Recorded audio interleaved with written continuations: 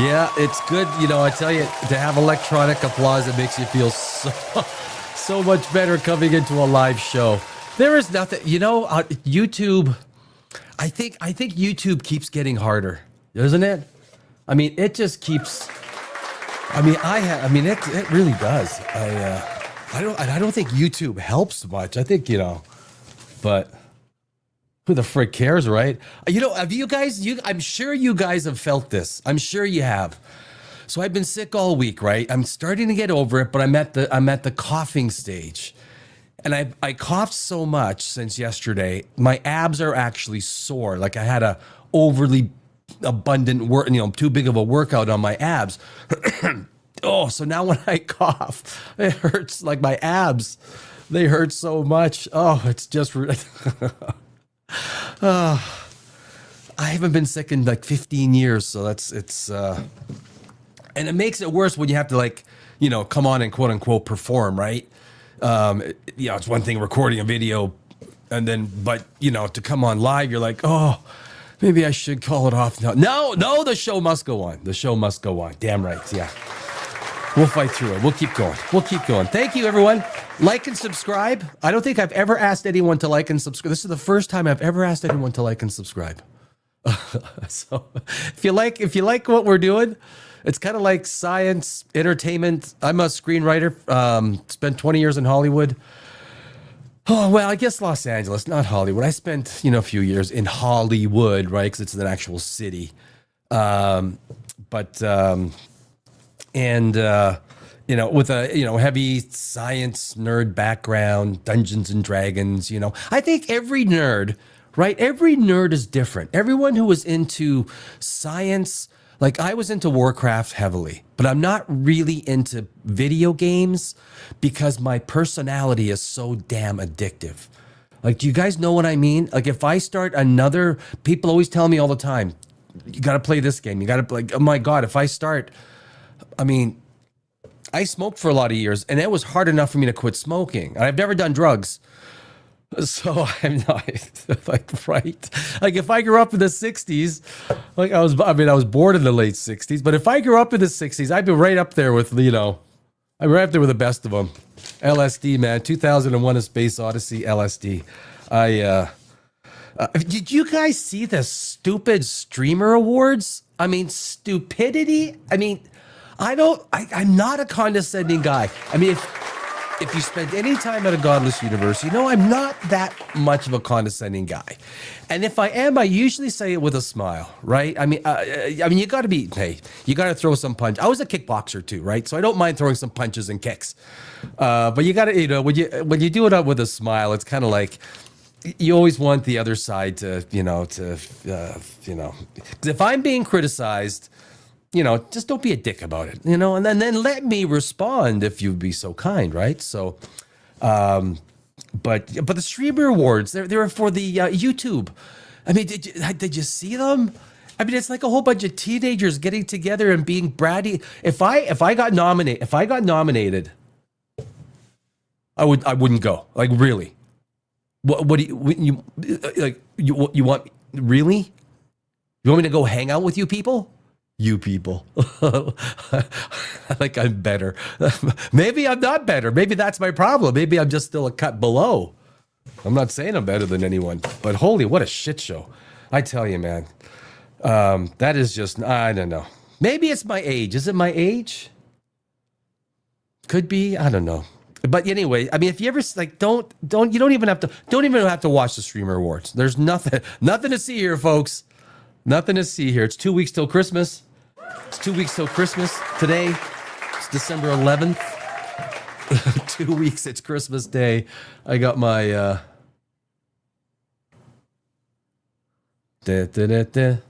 and yes, it's filled with wine. Between the drugs, the Tylenol, sinus, and all that stuff, and the wine, I think the wine has been the best. Easily. I think the wine has been the most soothing. And I don't ever have a drink of wine until if I do, it's before or after the show. I'll have just a little bit. But I think that little bit stimulates something, whatever it is inside the body. Ooh.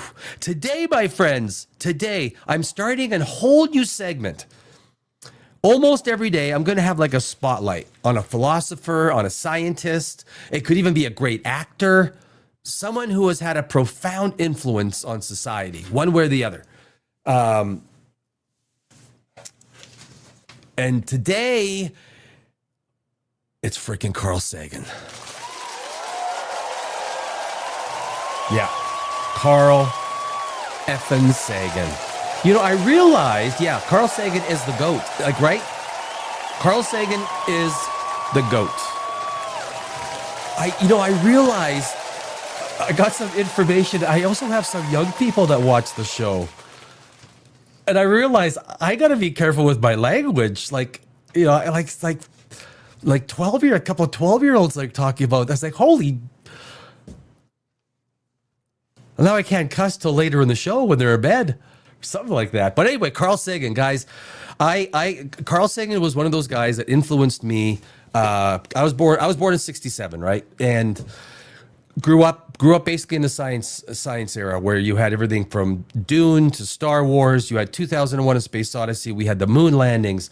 We had Space 1999. We had Star Wars. We had then we had Cosmos. We had, oh my God, there are so many things that on a science basis was just erupting. And Cosmos was in 1980. I believe it was September 21st till December 23rd, every Sunday in 1980. And if there's anything that influenced me and turned me into like a major, you know, I was already a geek, you know, because I had a telescope looking at the stars. If there's anything that changed me, and I think with so many people, it was Carl Sagan. Listening to him talk on a Sunday night was brilliant. You know, I mean, Neil deGrasse Tyson, he came out with Seth MacFarlane to do Cosmos Part 2, and it wasn't bad, right? Neil deGrasse Tyson is a compelling speaker. He rubs some people the wrong way. Doesn't rub me the wrong way. I thoroughly respect him. I think he's a learned man. He's an educated man. I think he likes to have fun, but why wouldn't you? I mean, if I was in Neil deGrasse Tyson's spot, I mean, Brian Cox, he was a musician, right? You think he don't have fun? He's doing a freaking arena tour, a 2-year arena tour. That's nuts. So Carl Sagan, so that's a new segment I'm going to do. The whole idea, I was talking yesterday about doing philosophers, and I thought, well, why wouldn't I just pick, you know, there's so many people from Carl Sagan, you know, to Einstein, Oppenheimer. You can do, you go to hockey, Gordie Howe. You could go to, of course, when you're live, your brain always goes like poof. Every idea you've ever had when you're live just disappears. Going back to Plato, every Fibonacci. If you guys, I mean, Fibonacci. Holy cow. He is one of the most underrated mathematicians in the history of this planet. Fibonacci came up with things in medieval 11th century Europe that are right up there with almost Sir Isaac Newton, almost. On a fundamental basis, what Fibonacci came up with, I mean, that's almost a whole show, right? These guys are almost all entire shows. And then today, I thought we'd carry on this whole aliens thing. People love aliens, right? I'm not an alien believer. Guys, I don't know if you guys are. I'm not an alien believer, but I have clips of Brian Cox talking about aliens and Brian Greene talking about aliens on snippets from the Joe Rogan show. And I'm going to make some comments in between that. So that is, oh, and there's some news. There's some really interesting news out. It is, oh, you know what I got to do? Okay, that's what I want. But this is just going to muck me up. So I'm going to close that out. Keep that there. Man, you know, most people, they get like a producer, off-screen producer. No, when you're a small little channel, you do all this stuff yourself, and you're like, how to activate finds evidence. Oh yeah, this one. This one just came out 3 hours ago. I got to set up my screen here. So I got different overlays for add to stage. NASA finds, let me fix it so that we get rid of the advertisements. Oh, they're not gonna, oh, those buggers, they're not gonna let me. Smart. All right, that's cool. That's cool. You wanna do that? That's cool. Then I gotta change the overlay. Oh, there we go. See, that looks fun. And you know what I'm going to do? I got some, because we're kind of doing, the greats of astrophysics, Brian Greene, Brian Cox, and of course, the freaking GOAT. Where's the backgrounds? Oh, it's not open. That's why. Damn it. Which one do I want? I'll do this one. There we go. There's our boys. They're going to be talking. It's great to hear these guys talk. And it's, when I hear them talk, I'm like, damn, they don't say anything much different than I think. And I think, am I as smart as these guys? No, I'm not. I know I'm not. Not even close. Not even close. I would go drinking with them though. Stop laughing at me. What movie was that? Stop laughing at me. Oh no, that was Star Trek. They were laughing at the guy and he they were laughing at him and he did one of these things and he turned them into dried cake bread or something like that. NASA, I thought this was this 3 hours ago. This is just brand new. Excuse me, 3:52 Eastern. NASA finds evidence of atmosphere in alien world 280 light years away. So when you're finding atmospheres, it's a pretty big deal. NASA's James Webb Telescope has found the most compelling evidence to date that a rocky planet beyond the solar system may have an atmosphere.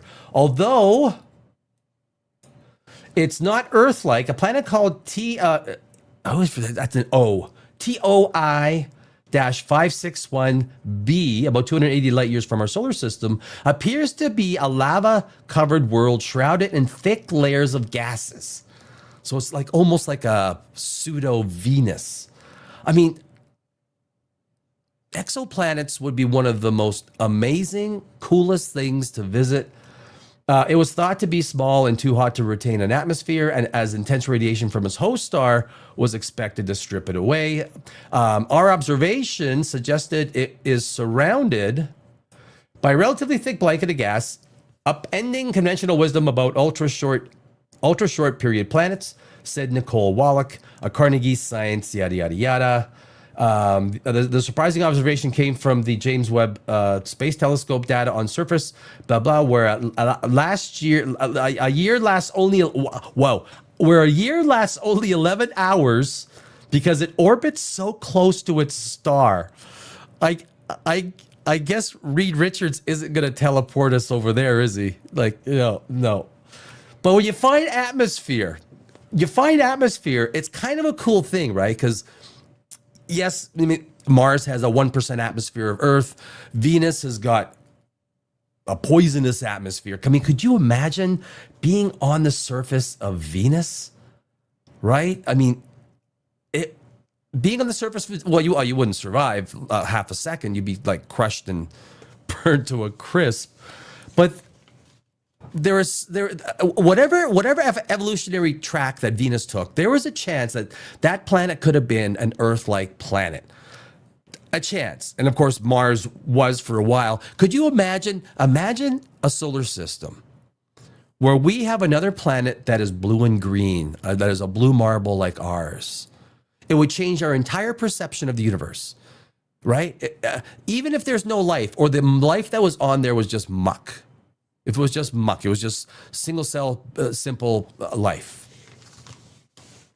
It would change everything that we would think about the universe. If we had two, imagine if Mars and Venus were blue marble planets like Earth. I mean, that would be astounding. But both did have an opportunity to be, similar to Earth. I mean, they have the I always forget to do this. They have the configuration, right? They have the basics, but Mars being too small. I think that's what they think, right? The idea is Mars is too small, doesn't have the magnetic field to protect itself from the solar radiation, and Venus, Venus just decided to go have a CO2 party. You're not gonna You're not going to fight the CO2. Just ask Al Gore. Was it? We were supposed to be dead by now, weren't we? I remember Al Gore. Weren't we supposed to be dead by now? Look, I'm not here. Look, the stuff we do to this planet is destroying it. There's no doubt. But the doomsdayers have got to shut up. Okay, it doesn't help, right? I mean, am I right, guys? I mean, there's got some comments. Am I right? It doesn't help. They make it that steel. They make that can do it for you. Yeah, AI, exactly. Yeah, it's on the other side of the ice wall. The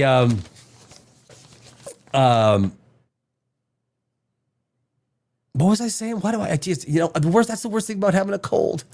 You just get lost.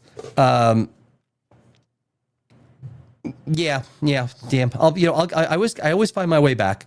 But so anyway, Carl Sagan. Carl Sagan is the GOAT. And he is the first one on a new series. Oh, excuse me. Tail end of the cold, Tail end of the cold. So Carl Sagan. He is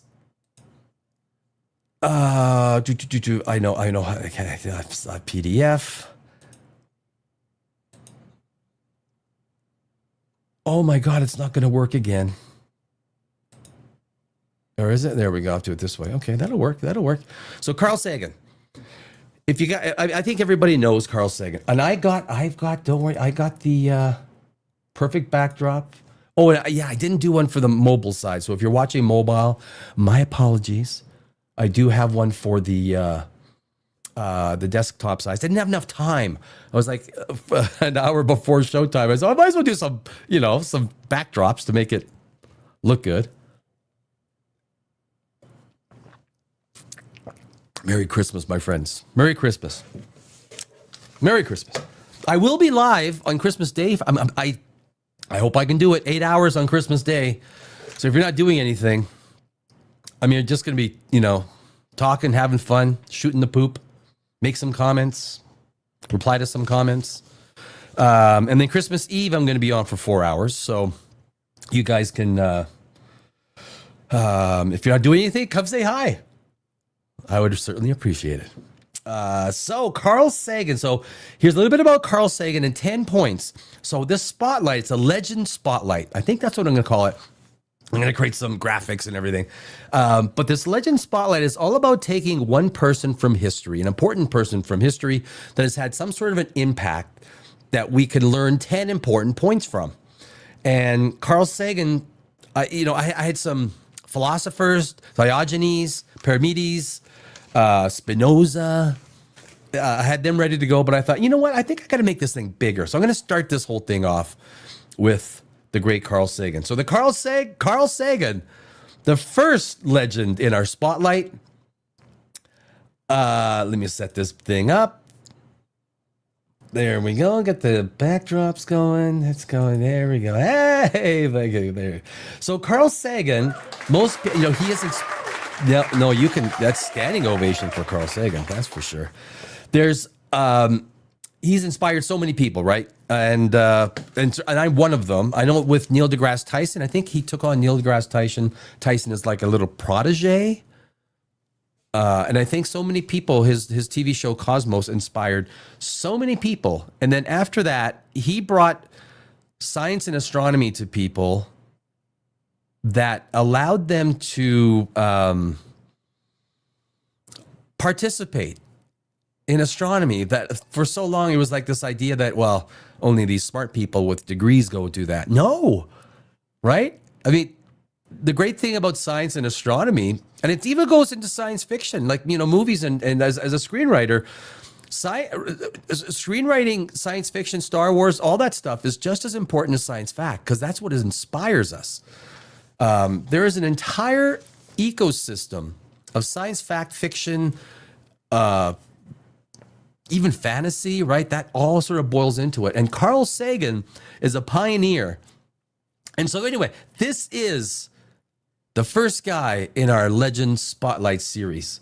Carl Sagan. Carl Sagan was an American astronomer, planetary scientist, cosmologist, and a captivating science communicator. He is perhaps best known for his iconic television series Cosmos: A Personal Voyage, which brought the wonders of the universe into millions of homes and remains one of the most widely watched PBS series in history.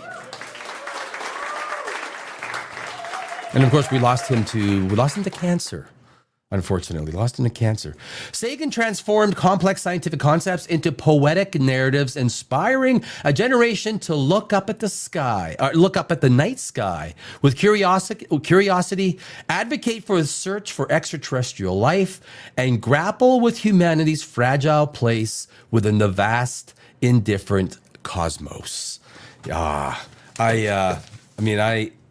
I miss his voice, I miss his voice. I think when I think back to when he was alive, it's that kind of that voice that always had this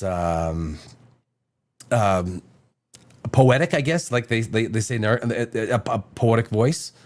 So anyway, so these are the top 10 things that he's known for, that he's brought to us, that we can sort of tip of the hat to Carl Sagan about. His research was number one, planetary science pioneer. His research was crucial to many NASA missions, including Mariner, Viking 1 and 2, Voyager 1 and 2, and Galileo, playing a key role in analyzing data about Venus, Mars, Jupiter, and Saturn. And not just analyzing it, bringing it to us, talking to us. He just made it accessible. He made it vernacular. He made it layman. He made it non-scientist. That was the great thing about Carl Sagan. Number two, the Cosmos phenomenon. He hosted and co-wrote the seminal 1980 TV series Cosmos: A Personal Voyage, which became a landmark in science communication and popularized astronomy for a global audience. Yep. I remember there was one Sunday night I was playing hockey, and the hockey game, we had to race home, and I just made my dad after the game race home. It was Sunday night, and he did, because back in those days, because I think we had the vacuum tubes. Yeah, oh jeez, that's so embarrassing. Vacuum tube television. A lot of you are probably too young to remember what vacuum tubes are, but basically, at the back of the television, if you lost a tube, you had to unscrew a vacuum tube and screw it back in a vacuum tube. I mean, it was just crazy. It was just ridiculous. So, but yeah, if you missed an episode, you didn't get to see it on streaming, you would have to wait till they replayed it, and sometimes that was weeks. Number three, search for extraterrestrial life, SETI. Sagan was a passionate and leading advocate for the scientific search for extraterrestrial intelligence, believing it was vital for humanity's future.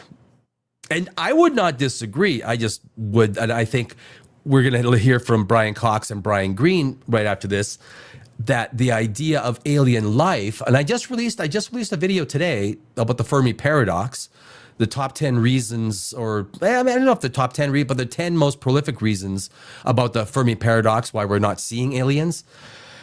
And I think there's reasons that are logical. I don't think we're being visited by aliens. I know some people like to believe it, but I am not one of those. But we'll hear from Brian Cox and Brian Greene and see what they say. Number four, the pale blue dot. Yeah, I remember that. That was Voyager 1 or 2. He convinced NASA to point the Voyager 1 camera back at Earth from 4 billion miles away, capturing the iconic image that inspired his profound reflections on our planet's fragility. Now, the image is not impressive, right? It's just like it's with the little tiny dot. But the reality is, it's an actual picture of Earth from 4 billion miles away. And when you think as perspective, if you were riding on a saddle on Voyager 1 and you turned and looked and that little dot was Earth, the perspective that you would have would be, it is one of the most famous pictures in all of astronomy, and it is literally a dot on a, basically black and white, but that dot is Earth from 4 billion miles away. And Carl Sagan will be forever known for that picture. Yeah, standing ovation. Number 5, co-founder of the Planetary Society. He co-founded the Planetary Society in 1980 with Bruce Murray and Lewis Friedman, creating the world's largest space interest non-governmental organization dedicated to space exploration and the search for life. Awesome. Yep. Number 6, science and critical thinking advocate. Sagan tirelessly promoted skepticism and critical thinking as a defense against pseudoscience and superstition, famously defining science as a way of thinking. Now, there's an entire show behind this one concept. And I thought I was going to do a subsection on this until I started breaking it. The way of thinking, the scientific way of thinking. I remember Carl Sagan talking about it, and it forms the basis of how I think. It is why I don't believe in aliens. It's why I don't believe in, I don't believe that aliens are visiting us. I gotta preface that properly. I don't believe that aliens are visiting us. I know that there's people, got some comments that might be, love this billions and billions book. Yes. Silk, welcome. Demon Haunted World, dense but good book. Yeah. Scientists have amazing imaginations. That's what people don't understand. Scientists, astrophysicists, astronomers, these deep think people that have intellectual backgrounds have to have, yes, extraordinary claims require extraordinary evidence. But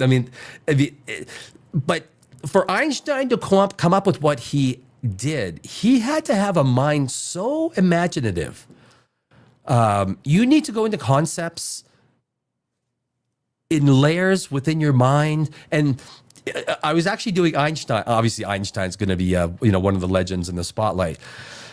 And I find it amazing that against his family wills, they did keep his brain, and his slices of his brain actually go around for research. I don't know if you guys know that, but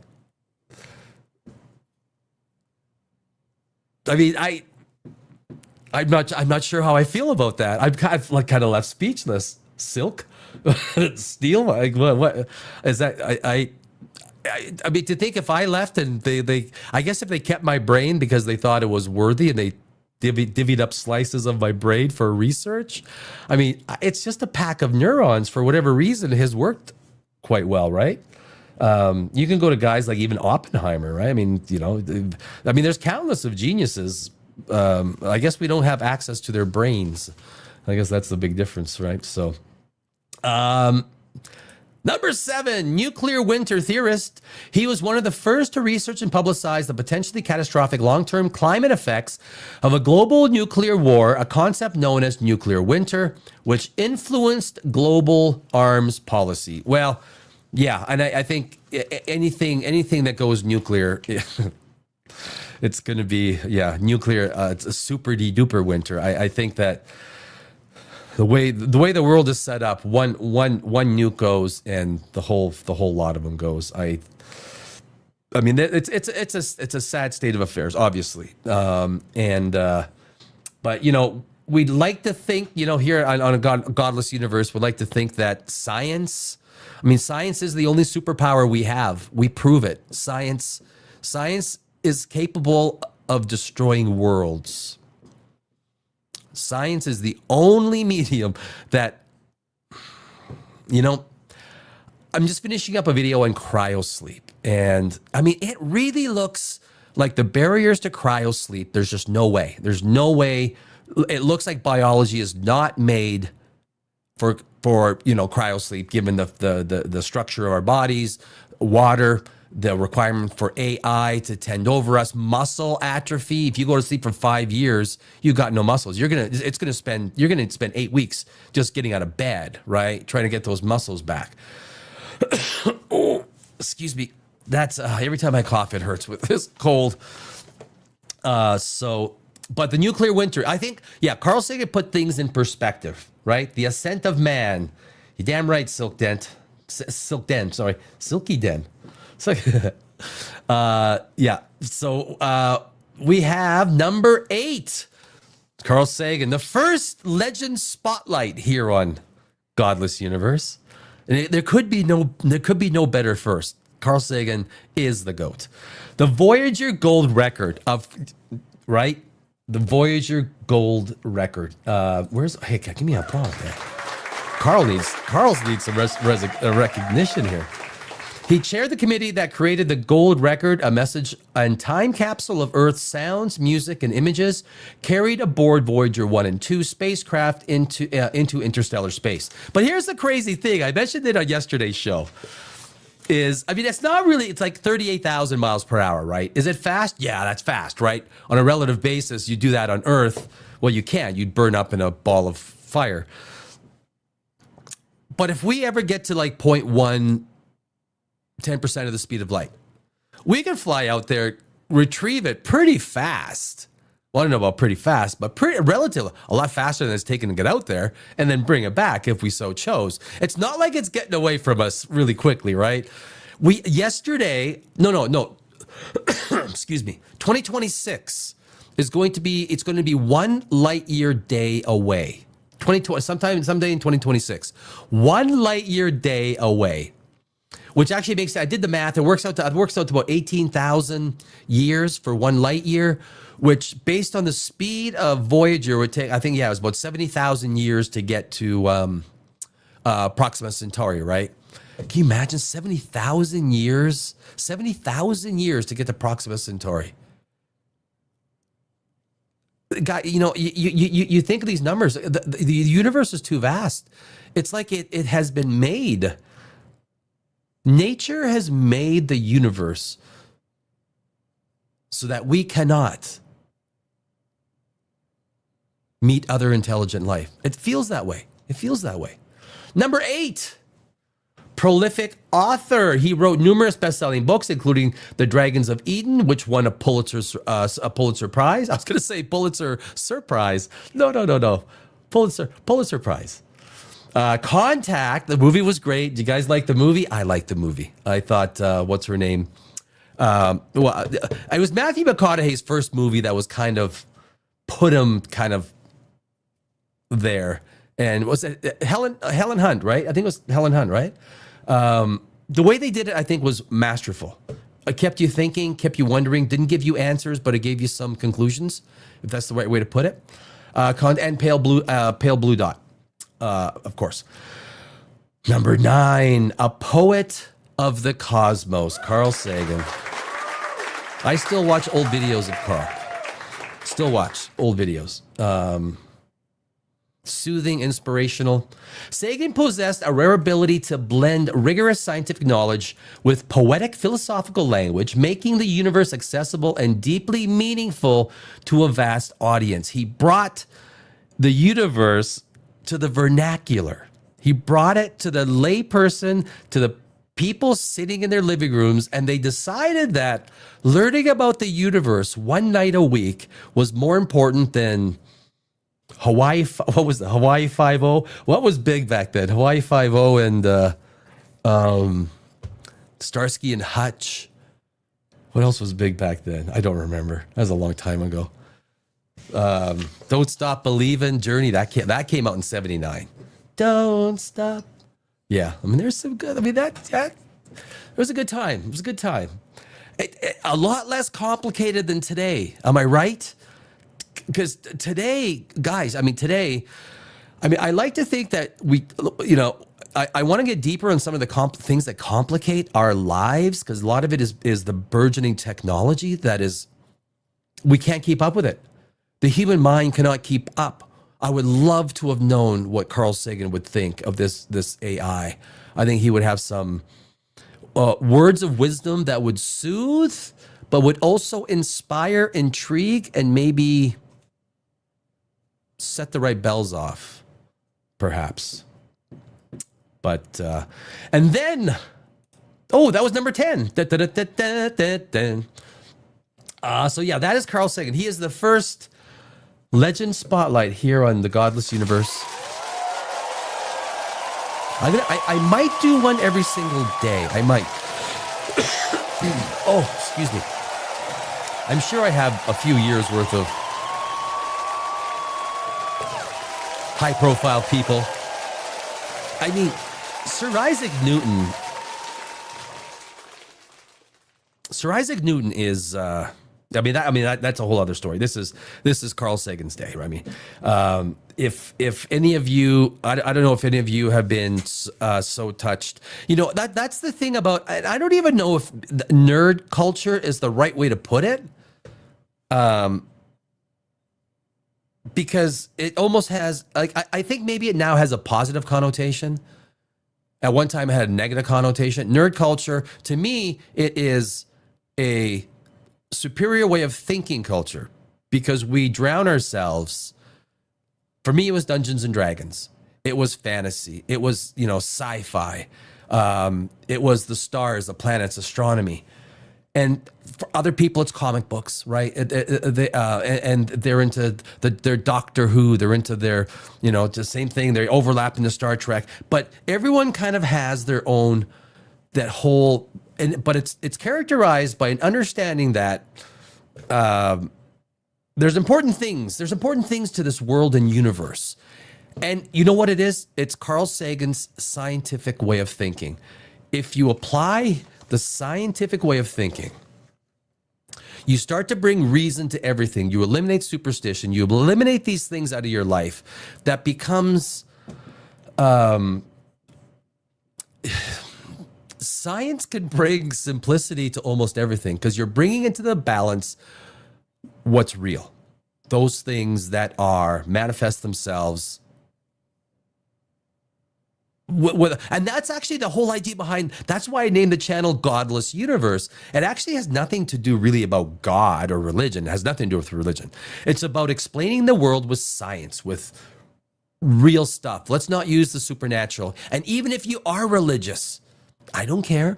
Let's explain this stuff without just saying 7 days, on the seventh day he rested and that's it. That's all we need to know. Well, no, we need to go deeper than that. So it's not about, the more we explain our world rationally as a culture, as a race, because we got to come together as a race. That's our biggest problem. We got to come together as a human race. Drop defining people by how, the color of their skin and, prefacing people with this American, that American, white, black, yellow, red, blue. Who freaking cares? Human being. Right? I always say, if everyone in the world took their skin and stripped it off, we took all of our skin off, we would all look the same, right? It would all look the same. And the skin is just an organ, right? It's simplicity, right? It really is simplicity.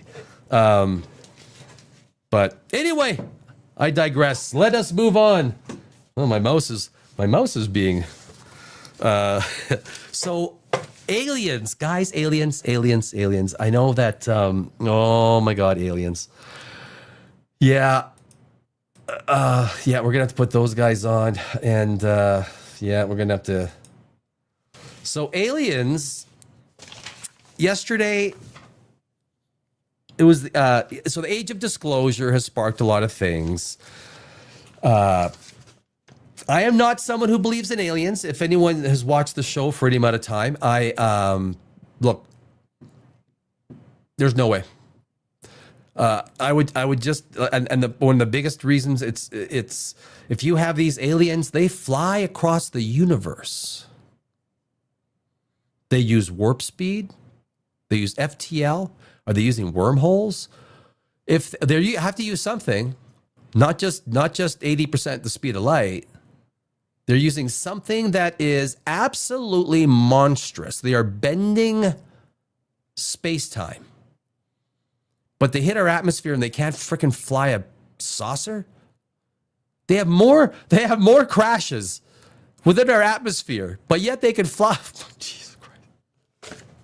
I mean, you guys have got to, like, they can open up a wormhole. arrive at our planet, but they hit our atmosphere, and they turn into a drunk. Well, I'm not going to give any specifics on driving, but they drive like, but yet they could cross light years, but they can't drive within our atmosphere. And then when their spacecraft crashes, they probably have matter antimatter engines, right? These matter antimatter engines, when they crash into a side of a hill, they don't explode. Like, we don't see this massive fireball of matter antimatter coming together. Nothing. We don't hear. How do you think? I think another alien ship crashed. Excuse me. You can't have one without the other. You can't generate massive amounts of energy. Massive amounts of energy. Bending and warping space, and then just fly into our atmosphere and crash into a mountain, and nothing happens. Looks like a weather balloon, sir. That's because it is. Shut up.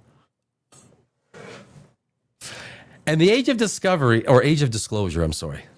The age of disclosure. Give us no specifics, right? No specifics. It's always one person. There's one guy that went and met the aliens. But he didn't take a selfie? That'd be my first thought. Hey, come on, guys. Like, come on, don't smile. You guys, come on. Forget about it. Forget about it.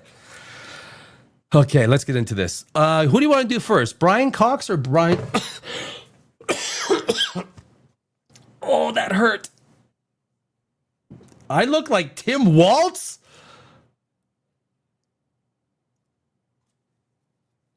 Tim Waltz? The Minnesota governor? Mr. Palad, dude, come on. No. You got to explain that one. I mean, that's... Okay. Yeah, no. I just, some people are just, never mind. Anyway, he's banned. He's gone. Mr. Plaid was banned and their comments were removed. I apologize. That's stupid. No, I don't want to add that to stage. I want to, let's do, okay, so Brian Cox or Brian Greene? I'm going to do Brian Greene first. There's some things that I don't agree, and actually, interestingly, Joe Rogan has some things the same things I disagree with. The Joe Rogan Experience. And of course, this video is brought to you courtesy of the Joe Rogan Experience. At the end of this, there will be a link in the description, and let me set this up properly so that we can see everything. Okay, so yeah, this is Brian Greene, and I think it's his. He has some interesting takes. There's some that I don't agree with, but you guys tell me. When you think of human evolution, do you ever stop to think, what are we going to be like a million years from now if we do survive? Have you ever done this sort of thought experiment where you say, okay, if things keep going the same way, right. We used to be very strong and very hairy, and we're getting, Wait, I'm strong and hairy? just kidding. Progressively softer as we don't need to use our bodies as much. Our brains are getting larger, our heads are getting bigger. Do you do that sort of thought experiment to see what we're going to become? And not in a systematic scientific way, because the process is so fraught with incredible detail that I think it's hard for anybody, even experts in evolutionary biology, to really tell us anything that will hold water, that's really predictive. But on a general level, yeah. I mean, because people often wonder, why is it that we haven't been visited by aliens, right? This is a thing that comes up whenever you're talking about other life inside the universe. I'll get to that in a minute with you. But the answer to that could be quite straightforward. Nobody out there cares about us. That statement, nobody out there cares about us.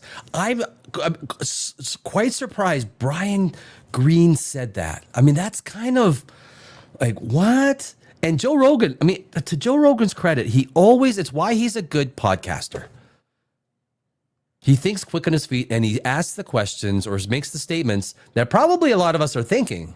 Because we're so ill-developed, we're so young on the cosmic scene that there's nothing interesting for them to find here on planet Earth. So to me, there's a natural explanation for why there can be other life out there, and yet they don't hang out around planet Earth, just the way we don't hang around an anthill to try to have a conversation with, what's going on inside that particular structure.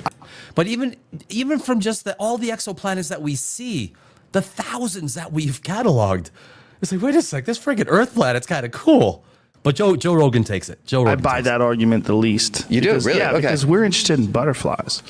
Butterflies are so boring. We're interested in moles. We're interested in squirrels. We're interested in them for very specific reasons, sure. Right? So typically we're interested either because we want to see the evolutionary development that yields this particular life form, or because there's a general curiosity about how this object is put together. If these other beings are so far beyond us that those kinds of taxonomy questions are no longer of any interest, then hanging around here may not hold anything for them to make the journey and stick around long enough for us to notice. It's kind of like, I love Brian Greene. Like, he's like the multiverse theoretical physicist thinking out there, and I'm kind of surprised that. I mean, if we visited another planet, unless we visited thousands and millions, it's like so many planets, it becomes every day for us. It's like, oh, it's another one of those. They're only on the fossil fuel, early nuclear side, pre-fusion. And you visited 10,000 worlds before this. I just think, I'm surprised. I don't buy that, again, for two reasons. Okay. One, because why would we assume that they're so far beyond us that they wouldn't be interested in these talking monkeys with thermonuclear weapons who dominate an entire planet? Yeah. That would be fascinating. If we found some planet somewhere where people are, the politicians all lie to themselves, everyone gets video through the sky, they fly in metal tubes that hurl over the oceans, they pollute the oceans and eat all the fish. Like, these people are fucking crazy. Yeah. We've got to go there and check this out. But imagine that this civilization, the notion of lording over a planet is like us talking about, the ant lording over a grain of sand. So they may be galactic as opposed to planetary in their hegemony. And the notion of some little tiny rock orbiting some nondescript star in the suburbs of this completely ordinary galaxy off there on the side may not have the kind of pull that you imagine that it does. Oh, it's a third time he's thrown down on the same point. I mean, it's kind of Agatha. That's Agatha. That's the city in the Earth, right? Is that Asian-based lore or something like that? Agartha, something like that. I might be wrong, but I think that is. We can go there. I'm in. I mean, let's book a flight or let's go. But this is surprising to me from Brian. I disagree. We think it's interesting when we see a chimp use a rock to open up a nut. Exactly. We think it's interesting that, there's an amazing photograph of an orangutan that's spearfishing. Have you ever seen it? Joe Rogan, he really does bring things cleanly, right? I have seen that, actually. Really cool. Right. No, it is. He learned it from people, apparently, but it's still interesting nonetheless. Right, but I don't think 100 years from now we're going to be as interested in these kind of qualities, or 1,000 years from now, or 10,000 years from now. Well, why would we assume that these things that come here from another planet are more than 10,000 years? Well, that's a very good question, and I think the answer to that is we look at the history of the cosmos until today. And let's just call it our universe to be concrete, 13.8 billion years. And we look at life on planet Earth, and it's, a handful of billions of years old. So in a handful of billions of years, you can go from some complex molecules to human beings. I like how you say it like it's not that long. It's not that long because, imagine that life began a few billion years earlier in some other system.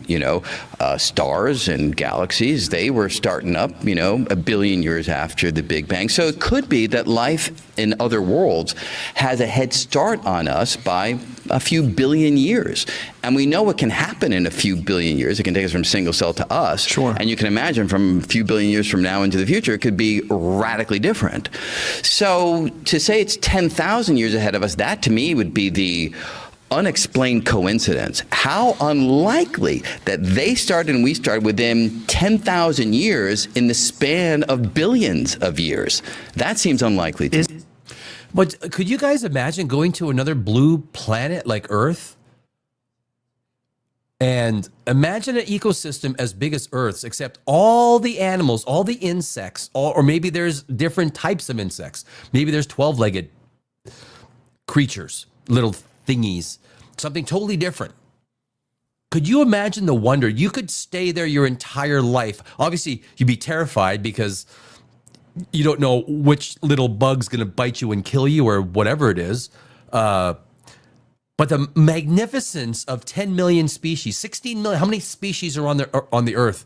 16 million species. If Noah's Ark, you guys know this? If Noah actually built an ark to fit 2 of every species in the world, I did the math. You would need to have an ark 8 stories high, the size of Manhattan Island. That's how big Noah's Ark would have to be. 8 or 9 stories, depending on how many food stocks you have. But just cleaning out the poop, I had to ask AI, just cleaning out the poop of Noah's Ark would have taken around the clock, like 250 people round the clock, just cleaning poop, cleaning number twos. I mean, Noah's like, God, Noah's Ark. Like, I mean, maybe that's a whole show, right? Maybe that's a whole show. Does it seem unlikely when you're talking about the infinite size of the universe, and there's perhaps an infinite number of Brian Greenes out there talking to an infinite numbers of me? Good point. So you're absolutely right. We're almost guaranteed, if the spatial expanse of the universe is infinitely large, that there are going to be places where it's within 10,000 years of us. But those are going to be a very small number compared to the places where it's not 10,000 years. Is that true, or would it be an infinite number of them? Well, it'd not be a infinite, small number at all. But they're different kinds of infinity. So you mean in the space of the exact scope of the universe itself, a small number, relatively speaking, to where we are physically? So I would say it slightly differently. I'd say look at a finite-sized ball in this large spatial expanse. So everything is finite now. So let's get a 5 billion light year ball. Right. Okay. And within that ball, the number that are differing from us by 10,000 years will be very, very small compared to the number differing from us by, say, a billion years or a couple of billion years. So then, simply by the law of numbers, if we imagine that they're random processes that are generated. Now, there could be some physical principle that prevents life from emerging before, say, 4 billion years ago. And if that's the case, and we're not aware of that principle, then you'd be absolutely right, that we'd all be roughly at the same starting point, and there's no reason to suspect that they would be so far ahead of us. There's speculation that if there was intelligent life on Earth 2 billion years ago, how would we ever know, right? The geological forces that would wash that away would have done so, at least 2, 3, 4, 10 million years after that civilization had come and gone. How long, if our civilization collapses, how long would it take the geological forces of Earth to completely wipe out every trace of us? Maybe it's 100 million years. It could be 500 million years. It could be 1 billion years. It doesn't matter. If something existed 2 billion years on this planet, we would have no idea. Now, there's nothing to think that we go extinct, but something emerges 50, 100 million years from now, and they get intelligent 200 million years from now. But everything that was us has been wiped away by geological forces. Maybe they find little bits and pieces, and then the people that find them are like, the people that believe in like aliens built the pyramids, like those kind of guys, right? It's an interesting concept. But I don't know of any such principle. But yeah, you almost have a reductionist view of this, right? Like so if you had a guess, if you had $100 to bet, has alien life ever observed us? You would say no. Well, by observed, you mean could they just turn a big telescope in our direction and gather some radio waves? That's a big question. Right. But yes, I would take that bet because frankly, we've only been generating radio waves for the last 70 years, so it's only a 70 light year ball around us, and within that small radius, very unlikely that there's been some alien world that's examining us. So it would have to be something that would be able to recognize our signal and visit us.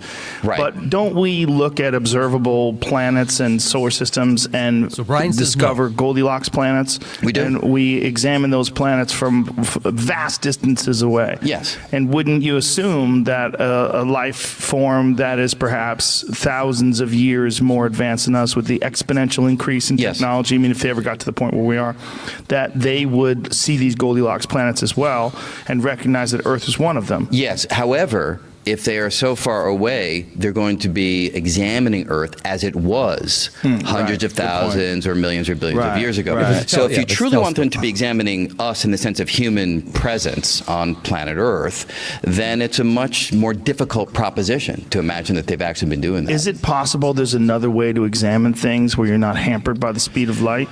Not that I know of. I mean, any signal in the world that we're aware of is restricted by a special theory by the speed of travel. I was actually thinking yesterday.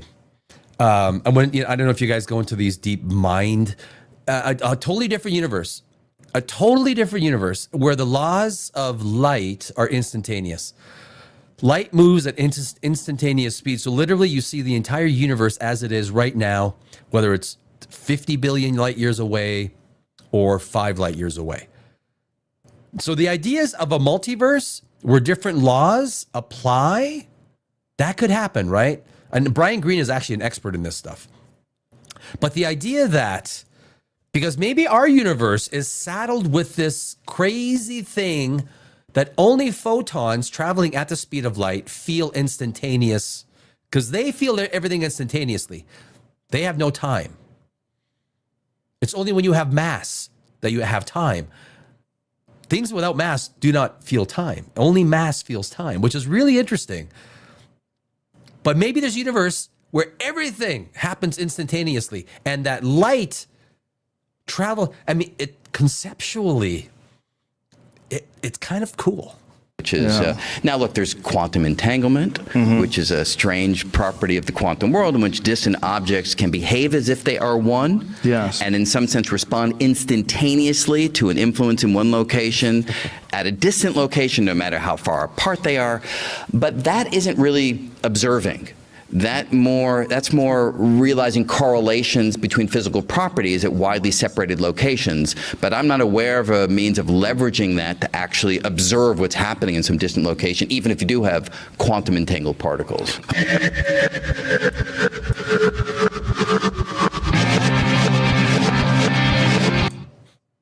That is Brian Greene. Brian Greene, I mean, that's, I think the great thing, it's one of the rare times you can see that even Joe Rogan, why is my applause so short?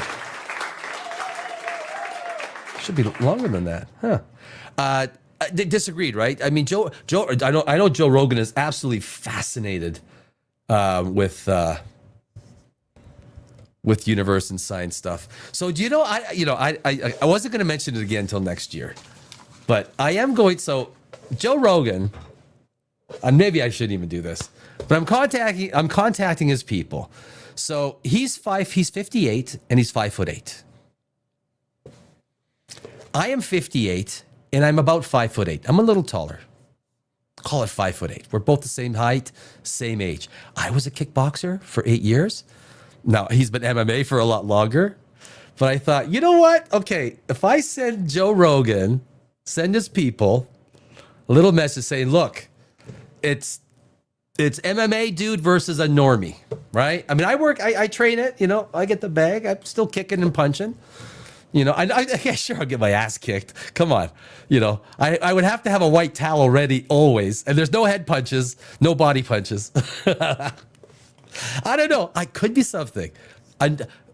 MMA dude, Joe Rogan versus Mr. Normie. Same age, same height, same everything. Could be interesting. Let's get this show on the road, my friends. I'm probably stupid, right? Get my ass handed to me. That's okay.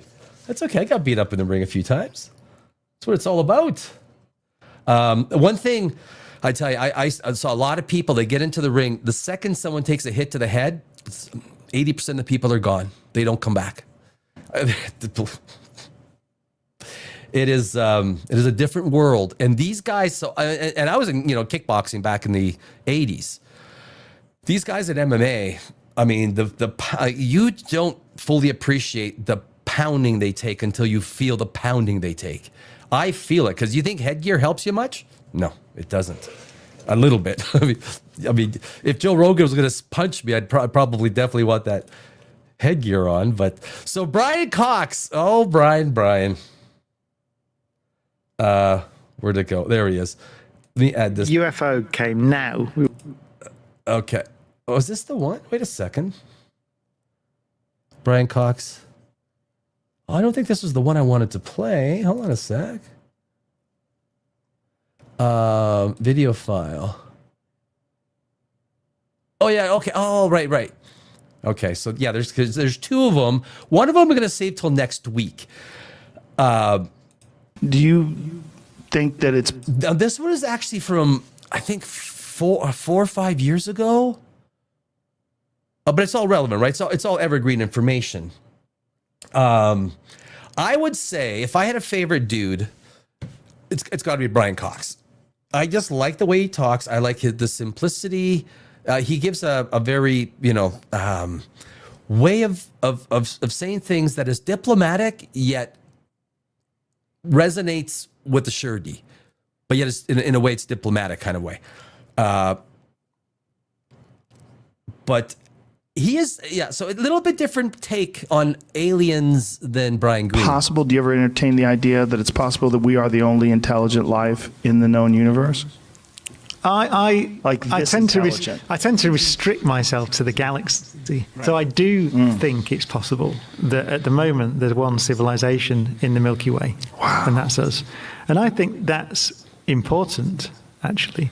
And it goes back to what I was saying at the start about the astronomy and cosmology being part of the framework within which you have to think. If you're looking for meaning, or you're looking for how we should behave even politically, that has a bearing to me. I mean, imagine that we're the only place where there is intelligence in this galaxy. And how should we behave? Right. Should we actually, notwithstanding the fact that we're tiny and fragile things and insignificant physically, should we consider ourselves extremely valuable in that respect? And that, that is so important. And there's so many people that could not see, and I'm not gonna, I don't want to call out religion, but I'm going to call out religion, that put self-importance on their own concepts because the blind faith that it requires to accept those concepts have such a low barrier to entry that it becomes counterproductive to the scientific pursuits that have a somewhat higher barrier to entry in the sense of scientific thinking. And I guess my position is not to slag and, kick religion in the schnazzers, but religion needs to, there are some theologians that have a very scientific way of thinking, right? They do. They think with science, they think with astronomy, they try and merge theology with astronomy and the idea of physics and everything. But the idea that we might be the only intelligent life, statistically, if you take how long the Earth has been around, how long we have been around, how many planets there are, suns there are in our galaxy, the idea that we are the only intelligent life right now in the galaxy is not, it's actually quite probable. It's very probable. I think Brian Cox has it on the head. And when people, especially religious people, ask you where you get your morals from, are you kidding me? Life becomes more precious when you realize that maybe there is no heaven. Right? Because if I believe there's a heaven, well, this life don't mean as shit to me. Because I'm going to live in a world without entropy after this one, man. Like, show me the way, baby. If you feel that this might be the time you get, you treasure it, and you'll treasure everyone's time to enjoy their time, right? And Brian Cox gets into it a little bit. Because there's nowhere else where, I would go as far as to say there would be nowhere else where meaning exists in the Milky Way. Meaning. Because meaning is one of those things that scientists don't talk about very much. Although Richard Feynman, one of my great heroes, did talk about it. There's a quote where he says, "What is the meaning of it all?" It's a great essay called The Value of Science. And so what is self-evidently true is that meaning exists here because it means something to us. So that's kind of an obvious statement. Your life means something to you and me, and so meaning exists. But I think it is a local and temporary phenomenon. I think it emerges. Meaning emerges from configurations of atoms, which is what we are. We are simply that. We're nothing more than that. We're very, very rare configurations of atoms, I think. And so that means that we are, if you go all the way down that line of logic, we are the only island of meaning in the galaxy. I would meaning say. Only to ourselves. Yeah. We are a complex collection. We are complexity that came together in a universe where entropy rules. Entropy rules this universe. Complexity can gather even within the realm of this idea of entropy, but entropy will always win. You can create complexity, and entropy ensures that immortality by its very nature is impossible. Entropy is increasing. It never decreases. So that we are always faced with, and that is literally why we cannot go back in time. Entropy. Entropy states, no, you cannot do that. No. It is, but complexity can organize itself even in a state of entropy, but that complexity still falls victim to that power of entropy. It means something to us because we're the only ones who can grasp the concept, and we are finite. We are a finite organism. We have this temporary existence while we're here, and to us, there is meaning. Yeah. And that's, I don't know any other way to define it. Right. So I'll define it like that. Yes. I don't think there's global, otherwise you have to believe there's some kind of global meaning, and that's a God type thing. And I don't think that's, I think it's more wonderful and more challenging to us, because we have to take responsibility for it, to say we should operate such that we are it in this galaxy. There's nothing else. I'm sure there are other civilizations out there in the universe, because there are 2 trillion galaxies. You can't. I mean, I think Brian Cox goes out of his way to say, like, look, I'm a galaxy guy. There's no point to talk about a galaxy that's 4 billion light years away. We're not getting there anytime soon, unless someone figures out the Stargate technology, which I don't think is going to happen. Heidi said, I saw Brian Cox's interview with Chloe Abram. Chloe Abram is fantastic. Chloe Abram is fantastic. Chloe Abram is another interviewer that has pure charisma and talent in extrapolating the best of someone and their ideas. Great interview, Heidi, absolutely. I just can't believe this hasn't happened in other places. The question is, how often does it happen, and how widely spaced are the civilizations? And I think they're very widely spaced, and I think there may be 1 or 2 per galaxy on the average. But that, as you said, what you said it beautifully. That what else can we think? Right. And what else do you want? I mean, I think what it says is you have to take responsibility for all those things, those spiritual things that you think about and the emotional things you think about. You are responsible for that.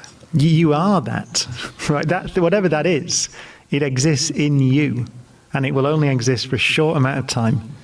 And so, make the best of it. Yeah, the thing about Brian Cox, he's got the perma smile on, right? He's always, doesn't matter. It's like Jerry Seinfeld. If you see the episode with Jerry Seinfeld, you can't get angry, Jerry. I can't get angry. It's like, no, you can't. Even like, he cannot get angry. Him and Jerry Seinfeld should hang out. Be like two guys that never get angry. But he's got the perma smile, and maybe that's one of why people like him. He's, because he's very, very, happy. Would be my view. It's so unbelievably compelling, though, to consider the idea that somewhere out there, there's another civilization that may be even more advanced than us, and this thought of it is just so attractive. It's incredible. There should be, if civilizations are common, or even slightly common, then there should be civilizations ahead of us. Yes. Because there's been so much time. But wouldn't you want to see what that's like? Yeah, I mean, we've been so compelling. You imagine the timescales. We've been around as a civilization. Let's give it, say, 40,000 years. I don't know how long our civilization has been around. Let's say that. I mean, think about that. We've only been, at best, you go back 40, like you can really only go back 10,000 years to really find any compelling type of civilization, right? I mean, look at ancient Greece. Basically, Western civilization started with Alexander the Great in the Hellenistic period, right?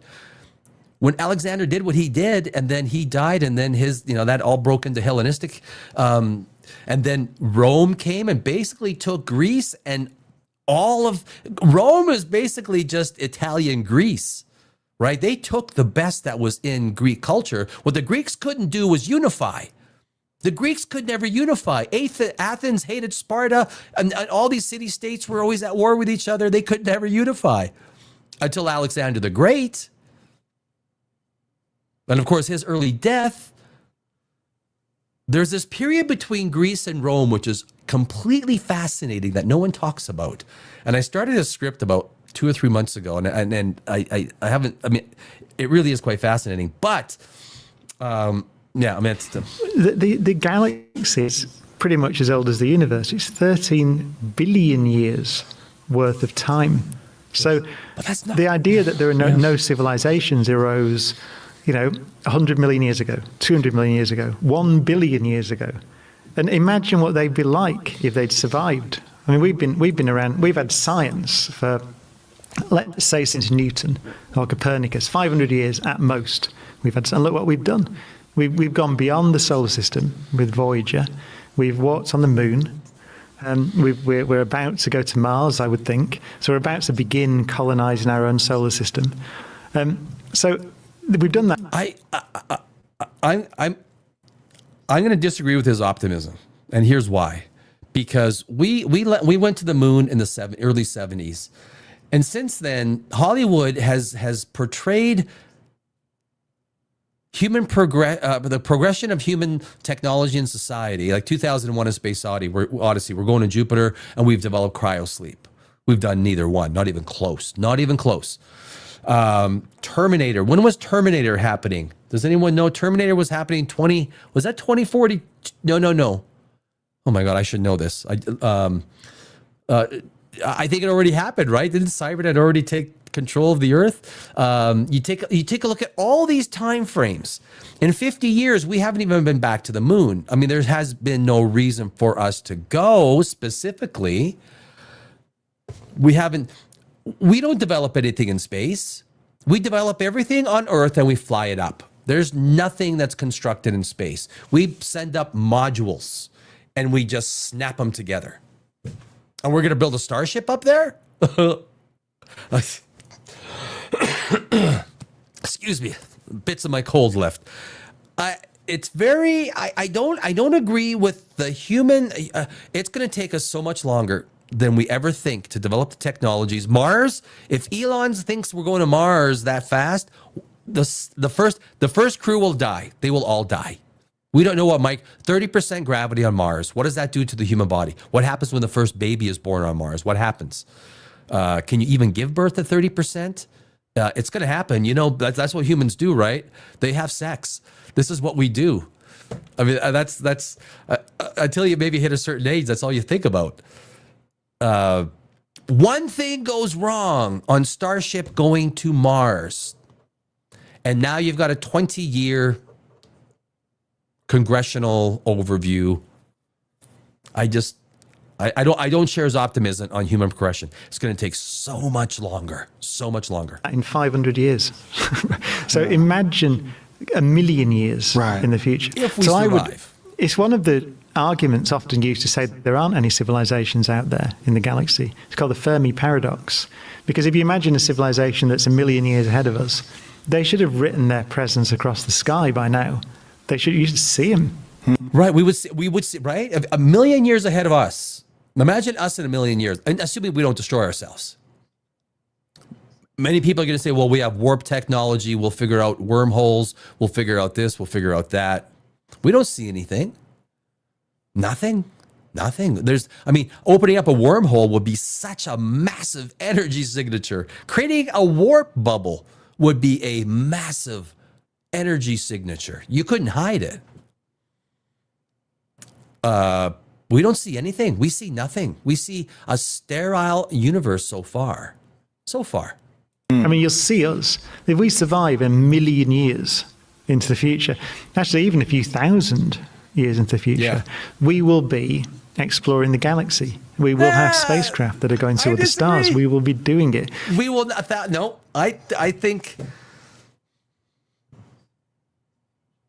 it takes us 10 years to get to Jupiter. How are we going to?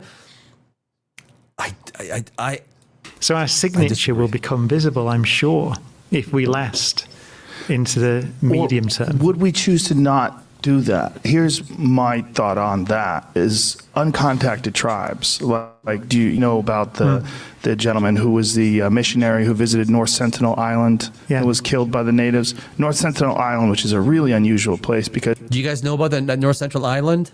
It has the colony of that tribe that you're not supposed to go visit, and some missionaries tried to go over there and say, "Hey, we've bringing the message of the Lord." Well, they met St. Peter. They branched off from Africa 60,000 years ago, and they've been living on this one small island the size of Manhattan. And as well as we know, there's only about 39 of them left, somewhere around there. Yeah. And we're not supposed to contact them. Like, people are not supposed, we're supposed to leave them alone. Illegal. And they're a rare tribe. When they find them in the Amazon, the uncontacted tribes, our initial instinct is back off, leave them alone, leave them alone. They're all wearing running shoes and stuff now in the Amazon, in the Brazilian Amazon. Like, they all got running shoes and Adidas, Do you guys know what, do you guys know what Adidas stands for? So there's a whole thing when I was young that Adidas was the acronym for. I haven't heard it since I was a kid. It's Adidas, all day I dream about sex. Adidas, all day I dream about sex. Is that still around? I think that perhaps the universe, if there is a civilization that's a million times more advanced than us and been around here for millions of years of life as opposed to 250,000, why would they let us know? Like, would they look at us dropping bombs on each other and polluting the ocean, sucking all the fish out, and putting clouds into the skies of dirt and particles? And why would they? I don't think that's anything different than any advanced civilization would do. Like, I think every advanced civilization would probably go through some form of that, lesser, some more, some less. But I would think that is a product of all advanced civilizations. You need to grapple with it, fix it, and solve it. Civilizations that don't perish. Civilizations that do prosper. Hey, like, look at these crude monkeys. Look at that. They're so far beyond where they need to be before they could join the galactic civilization network or whatever. It is true. It's an argument that there is an argument as well that was well said. Technology so advanced would be difficult for us to detect. I mean, we tend to think of, when you say written across the sky, I suppose it's true. I'm thinking of starships and things like Star Wars, right? Big energy things that you can see the signature of. Yeah. But actually, it may be that the civilization just becomes a nano civilization, tiny little nanobot. Well, and that's that. Heidi, you said Kardashev scale. Now, the Kardashev scale was Nikolai Kardashev, 1964. It was born in the Soviet Union when bigger was better. Look, I think the Kardashev scale is the biggest parcel of garbage being sold to anybody. Everything goes nano. The Soviets believed everything is bigger, my friend. It goes bigger. We make bigger bomb. We build bigger. We build dome around the sun. Well, you could take every single planet in our solar system, most of which is gaseous planets, right? If you take a look, if you take a look at the size of Earth compared to 1.3 million Earths, there's no one's building a Dyson sphere. Energy is going nano. We're breaking atoms to get at the energy contained at that level. Fusion is one thing. There are energy levels, even if you go like 0 point energy, which fundamentally is against the laws of physics. It cannot be accessed. You like to think that one day we somehow break the laws of physics. I don't think so. But the Kardashev scale on its face is a bunch of BS. All energy goes nano. Everything goes nano. This is why this 3i Atlas and the Avi Loeb thing is a bunch of BS. Aliens are not going to send a 20-mile mothership. They'll send 10,000 little 1 centimeter, 1 inch long nanobots with little horns that have, video some sort of minute little video cameras, and they can send these things at 1%, a 1%, a 1%, a 1%, a 1%, a 1% of the energy it takes to send a 20-mile mothership. Like Avi has got to take a couple of science courses or something. It's so disappointing that someone at Harvard can be as, but I know he's going for attention and he's going for sensationalism. But why do apes, monkeys just have basic tool making, but we humans have to carry everything? I don't know if we carry everything. We have more sophistication in our tools. Do I have a degree in physics? No, I English. English, my friend Rick. I have been, since a very young kid, I have been a home astrophysicist, if you want to say it, or something like that. But I learned from people around me, from perhaps such as people yourself or Brian Cox. I am a sponge. I like to learn from people. And nor do I ever think I know everything, because I don't. I certainly don't. Brian Cox might. I don't. That's more efficient. It's a better way to do things. So it's possible, I suppose, that there are space probes all over the place that are so small and are so efficient and use so little energy that we just don't see them. I suppose that is possible. Damn, there we go. That is, sometimes, I get so excited. And I get so into this.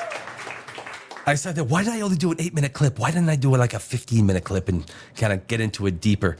But I'm gonna do more. People love this kind of stuff, and I think oftentimes it's the conversation around what these guys say. I might not agree with everything. I'm not an astrophysicist, but I am someone who is certainly learned in science. But even if you take a look at philosophers or people that dream about ideas, we all need to take information from people that are smarter than us, right? That is the key thing. Understand that most people are smarter than us. Everybody is smarter than us in at least one subject. Everybody is. Everybody. We have to learn from everybody. We can learn from everybody. If anyone ever thinks that they, now there's sometimes, as a matter of fact, you might have a belief in something and understand that, and it's premised on, 1 + 1 = 2. I had someone once, like a year ago, argue with me that in a different universe, 1 + 1 might not equal 2. Well, that has nothing to do with anything. 1 + 1 = 2 is our representation of math. Well, I don't even think you can apply that to a different. They just, and that's fine, right? It's kind of like arguing religion. Don't. There's no reason to. You can't argue blind faith, and allow people to have that. Look, keep your religion. Let's talk science. Put your religion in your bag and let's just talk science. Let's talk. And if the superstition or the idea of, the supernatural usurps the scientific method, then there's no conversation. Don't even argue. You're wasting your time. Just Put your arm. My dad used to always say, "Don't worry about giving the enemy the victory when the defeat doesn't hurt you.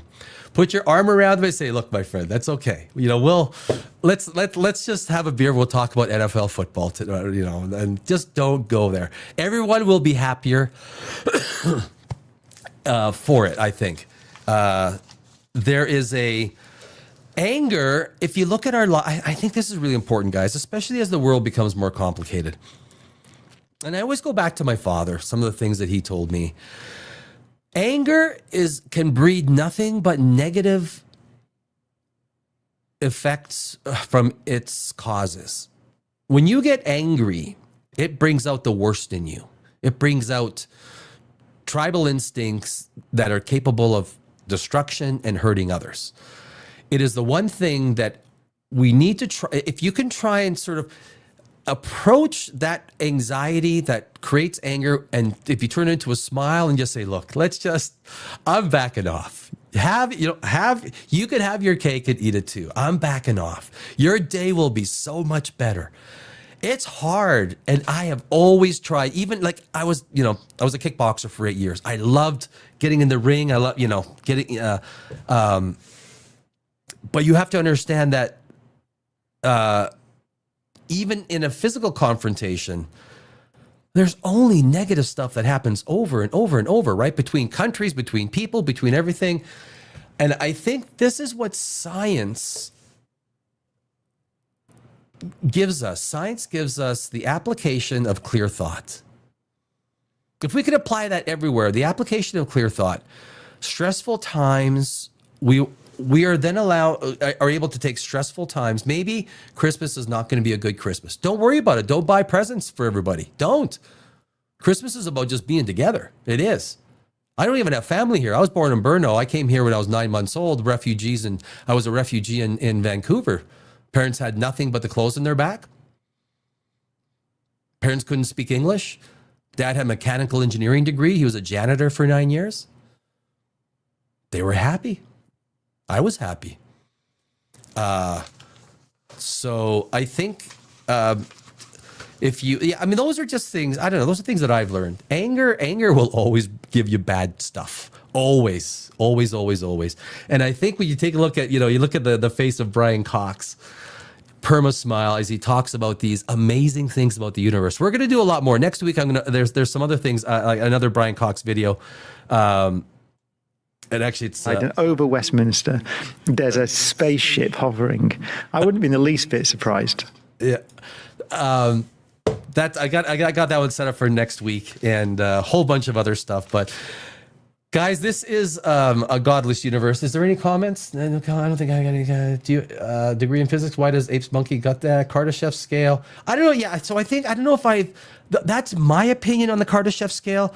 I think that Nikolai Kardashev was a Soviet Union guy from 1964. Look, the Kardashev scale is, it is Soviet level thinking, right? The bigger, the better. The idea, Freeman Dyson himself, he hated the idea of a sphere. He goes, well, I hated it, but look, I'm stuck with it. There's nothing I can do. Because his idea was that there would be like little satellites, like hundreds, thousands of satellites that would be shot out, and then that would create something around the sun that would send back energy. Not building this structure that would take, 1 million Earths to build. But that's the Soviet Union. Kardashev was a 1964 Soviet Union guy, right? Where everything was bigger and better. The Tsar bomb. Remember the Tsar bomb? Biggest nuclear bomb in the world? That's all the Soviets knew. This was not a smart. My family came from what was Czechoslovakia, the Czech Republic. I was born in Brno. Like I say, came to Vancouver when I was 9 months old.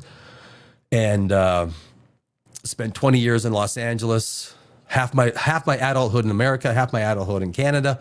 And what you learn is, and certainly the Soviet Union, they had no, when it came to some of the things they did were pretty cool. But I tell you, the Kardashev scale is the biggest bunch of baloney bullcrap. Even if there is any type, what is the galaxy one? Is that type 2? The one that does the galaxy? Any civilization that can harness the power of its galaxy, well, we would have seen it. Obviously, that doesn't exist. It's so simplistic. It's so basic. It's so rudimentary. It's so dumb. It sounds good from a science fiction perspective. It sounds good from a storytelling perspective because it makes things very clear, basic, and easy. But what we find, right, there is, a matter of fact, I was just watching a video today, which I'm trying to develop something on for next week, that quantum computing actually taps some of the elements associated with a black hole. Now, the way that they're sort of putting it together, I don't want to say anything until hopefully next week when I release it. But the idea is everything is going nano. If we can break apart atoms, the energy in atom, yes, there's fusion, right? There's the idea of taking 2 hydrogen atoms, combining them into helium, and the release is what we see in our sun. But then there's the energy contained within an atom, which is monstrous in one single atom.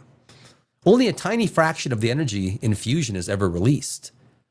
And in fission, even a smaller fraction is released in fission, which is the nuclear reactors, right? So there's a lot of ways. It's not Kardashev. It's not bigger. It is smaller.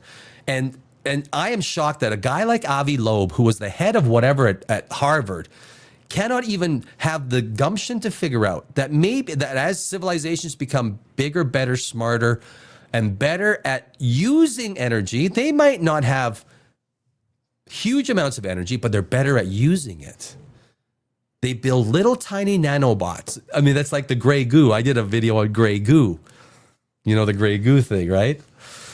Which is basically millions, billions, trillions of nanobots that replicate themselves, and it becomes an apocalyptic thing where now humans are literally taken apart atom by atom. It's kind of disgusting. It's kind of icky, horrible way to die. But if these civilizations are going to send, why would you disguise yourself as a freaking comet, send a 20-mile mothership that would cost 1/3 of the total output of the energy of probably your own star to do a flyby of a blue planet?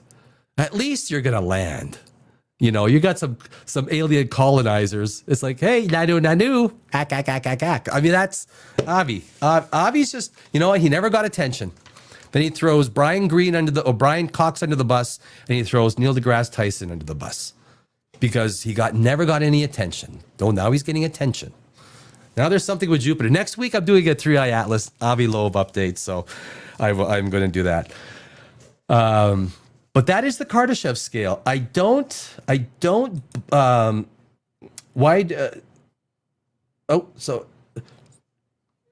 Try all you want, you can't hack the universe. Yeah. Top civilizations realize connected to God is most important. Well, I mean, I disagree with that. But I will agree with the idea you cannot hack the universe, that there's laws of physics. There are laws of physics. They're laws of physics, right? They don't get broken. Water doesn't fall up. Gravity will not work in reverse. We don't see it anywhere in the universe. There's no top. And then High Chief, when you say top civilizations realize connected to God is most important, I mean, I think I don't think that's even relevant in the science perspective. It might, on a personal side, it could be relevant, and again, I would never take that away from somebody. Science is the superpower, not a belief. Beliefs don't manufacture this. A belief doesn't manufacture the road. I can't lift it up. The road or the camera that I'm pointing at with this. Beliefs don't manufacture the lights that are pointing at me. And I got a lot of lights pointing at me, man.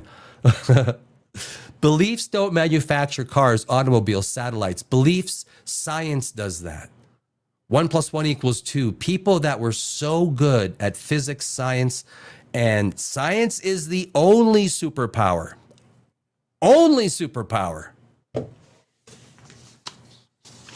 But, High Chief, your belief in a deity or a god, I will never take that away from you. That is yours. Science does not believe in a god. If you take science away from society, what do you got? Scrolls and caves. That's all you got, right? God is science. Isn't science God? I would say science is God. I mean, we agree, we just got to turn the words around, right? I totally get, High Chief, I totally understand. Excuse me. All is applicable under God. I don't know what that means. All is applicable under God. I mean, what? I don't. When you say under God, there's massive assumptions. Like, what does that even mean? An astrophysicist can do the math of a black hole based on its, the size of it and how much, yada yada. There's no math, there's no science, there's nothing that's built. That there's no math, there's no logic, there's no science. The only thing I always say, the only thing that religion can give us, the only thing that is more scrolls from more caves written by people from 2,000 years ago.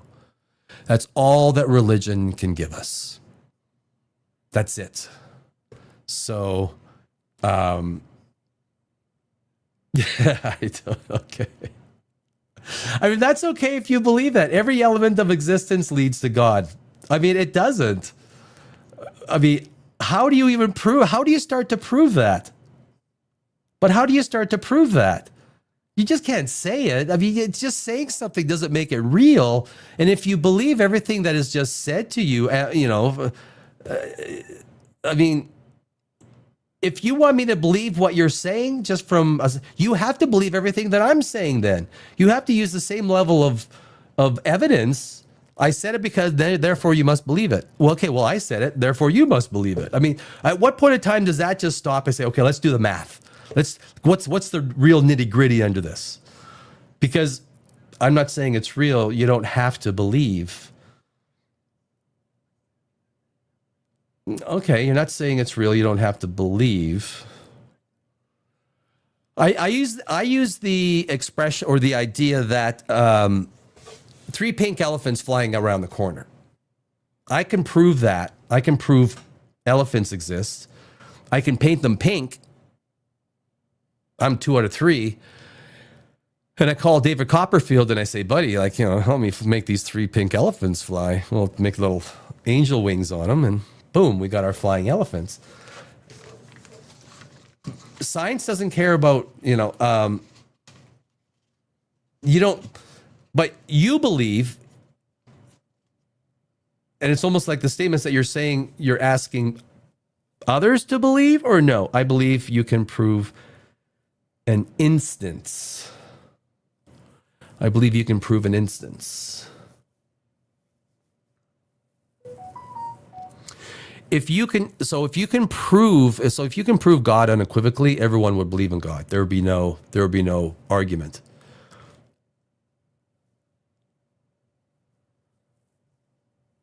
But if you could believe God, everyone would believe in it, right? It's like belief in the cell phone. Everyone believes in it because you can buy one. Science is the only unequivocal belief that you can have because it's premised on hard facts and scientific method. Science says nothing, it can't be real until we prove it through the scientific method.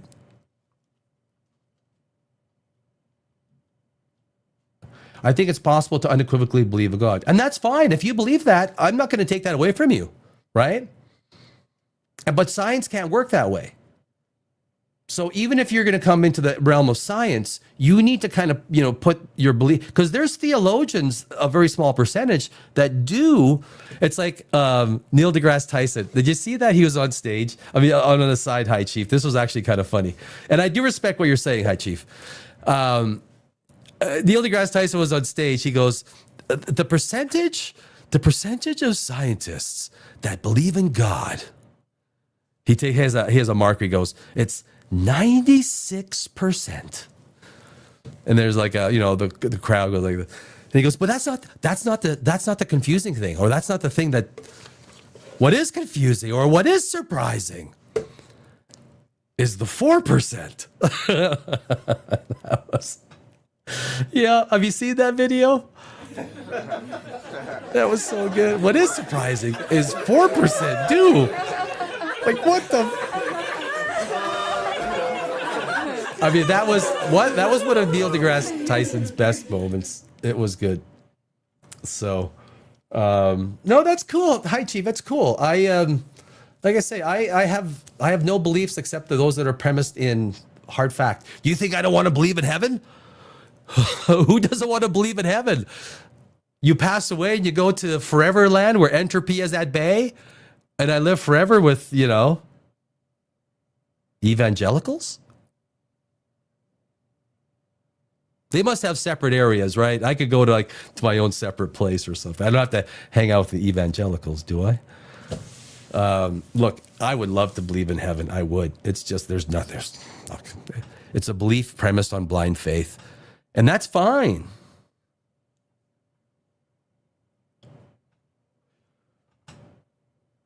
Nah, bleak heaven. I'm just being. Well, no, I don't agree with you, High Chief. That there is no God is irrational. The idea of an infinite universe that has been, around forever. The second you add a God,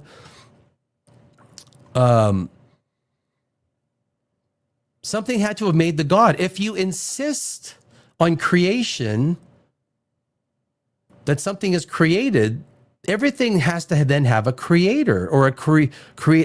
Like you can't have something just existing forever. And because something had to create the creator. Now, I've done some videos. Hi, Chief. I've done some videos on ideas of a creator. If you look at if you read some of Spinoza, there's a philosopher whose name is Spinoza. He talks about a God. He was one of the first ones that came out. I mean, the Inquisition was still underway, I think, and he talked about infinite universe. Don't let your opinions about the operation of our reality determine your beliefs. I don't.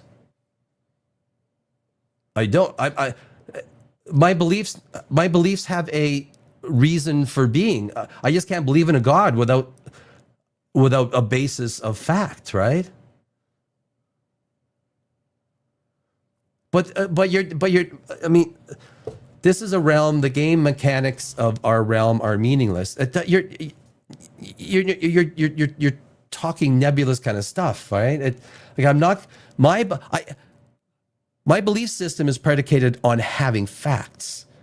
I need facts by which, if there's no facts for a belief, I'm not going to believe in it. I don't believe in ghosts. I don't believe in aliens visiting us. I don't believe in a God that's concerned with whether I turn left or right. I don't believe in a. How is something a fact? Because you prove it through scientific method. Science is the only thing that develops facts. Science develops facts because it goes through rigorous study, rigorous scientific method, and then there are only proof of instances. Well, you're talking philosophy. Philosophy doesn't prove anything. Math proves stuff. So words. I was an English major, and philosophy was like my minor. Philosophy will not allow you to prove anything. There are facts. 1 + 1 = 2 is a fact. It's a fact. I mean, that's a fact, High Chief. There has to be facts. Otherwise, the 9.8 meter gravity on our Earth accelerates 9.8 meters per second squared. That is a fact. It will always be unless the Earth loses mass or gains mass. That is a fact, though. It's not going to change. It's a law. Facts are fact. There are facts. It's not, but it's not a human concept. I mean, it is. Okay, well, I'm a human. Conceptually, if science If science was going to use nebulous ideas like the ones you're putting out there, we wouldn't have this, right? We wouldn't have the cell phone. Everything we have is because of science and science thinking. If you go and you go to Carl Sagan's scientific thinking, that's the way scientists think. This is the way, when you start talking about a piece of wire that is 1 atom thick, right? You're talking about in chips that are 1 atom thick, 1 atom, and information is being processed. No, I got you, High Chief. I got you. No, I think you're trying to put across your belief, your philosophical belief, and I get it, right? It's almost like I don't want to say it's Buddhism, or it's kind of like a ish. It's an idea that is a concept of spiritualism. Is that the right word to put it? And I get it. I'm not spiritual. I don't think we have a spirit. I don't think that's something we can argue, right? Either you believe we have a spirit or we don't have a spirit. I think people that are religious unequivocally think we have a spirit. I don't think a spirit exists. I think we are sacks of flesh and blood. We're sacks of mostly sacks of H2O, right? Sacks of water.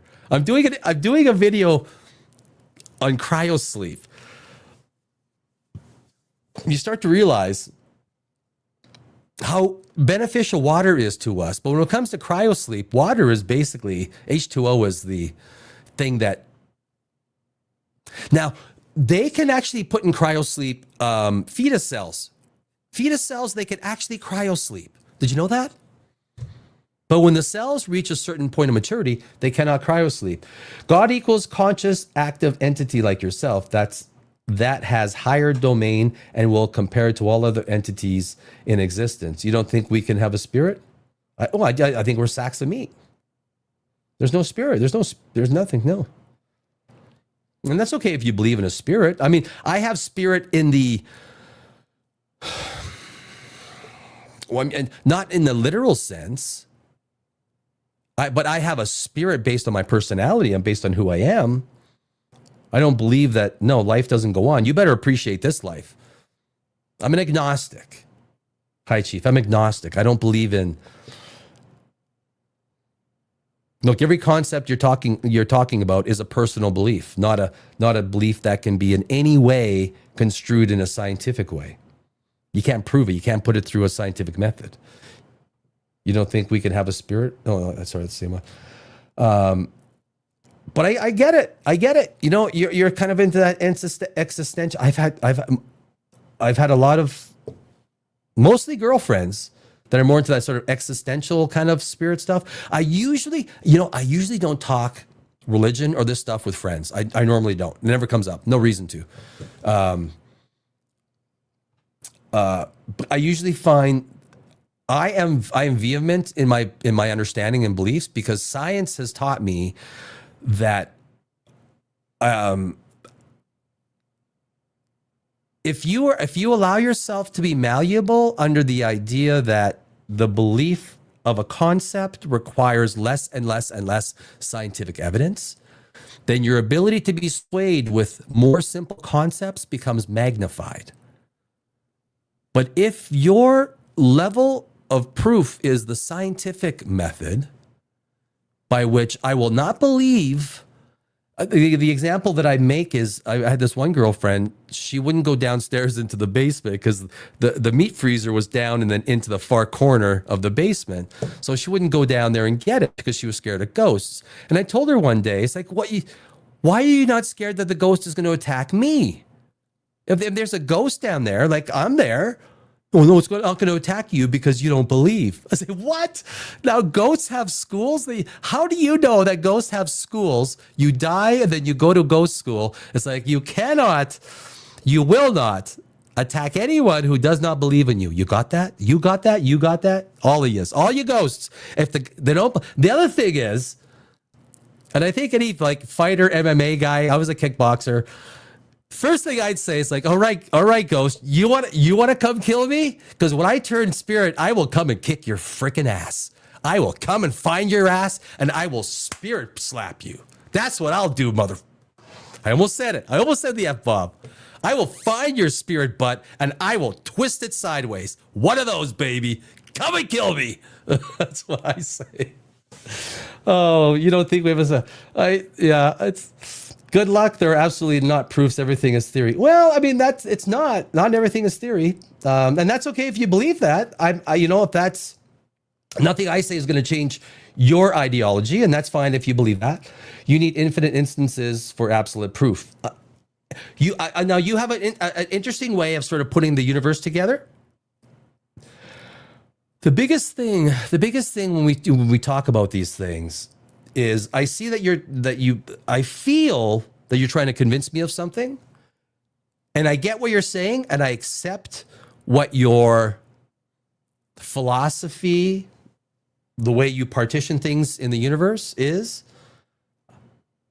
I don't agree with it because my level is just pure. It's pure black and white. 1 + 1 = 2. People that are much smarter than me do science and they figure stuff out. Like the two guys on the screen, well, I guess on the mobile side, you guys can't see it because I didn't get it finished. Brian Greene and Brian Cox. And of course, guys, Carl Sagan. So today I did Carl Sagan. He was the, where's Carl? I got to put, Carl. I started a new segment on God in this Universe, Legend Spotlight. So Carl Sagan was the first Legend Spotlight. So if you want to go and watch the rerun of the show, there's the 10 great things that Carl Sagan gave to us. He's the GOAT. I think he is the GOAT. He is. Would I think he's up there with Einstein and Newton? In a way, he is. As a communicator, with Newton and Einstein didn't have the communication power that Carl Sagan had. Carl Sagan opened up worlds for people. He was the right person at the right time. Newton was the right person at the right time. Galileo was the right person at the right time. Fibonacci was the right person at the right time. Plato was the right person. Diogenes, all these people, Descartes, Einstein, Oppenheimer, Hubble, all these guys. And I'm sure there's a few girls thrown in there. I just can't remember them right now. But whatever your belief is, if Einstein had room for the possibility, big God, well, Einstein's idea was not a personal God, right? His idea was that, people's idea or definition of a God is usually something of a bearded guy in the clouds granting wishes. And I know that's not yours. Hi, Chief. I know that's not what you're saying. I'm not saying that. That is most people's definition. A bearded guy in the clouds granting wishes.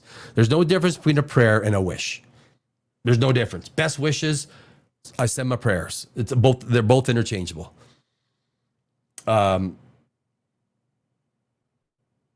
Spinoza, if you guys want to like an interesting, put it in a way, and I tell you, the Inquisition was still underway, I think, when he came out, or it was just ending. The Inquisition lasted almost 1,000 years, right? 800 years? Long time. It lasted in Spain a long time. So if you want to, that idea of a non-personal God, that's what Einstein believed. Look, if we are a simulation, if we're a simulation, then there's a God, and that God is a coder.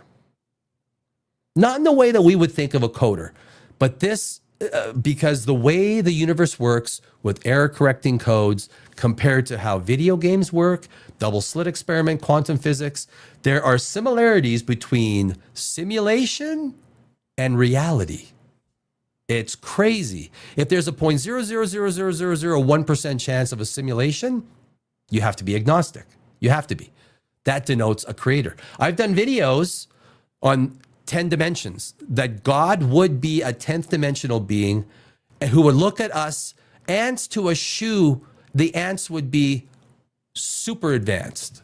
We would be nothing to this 10th dimensional being.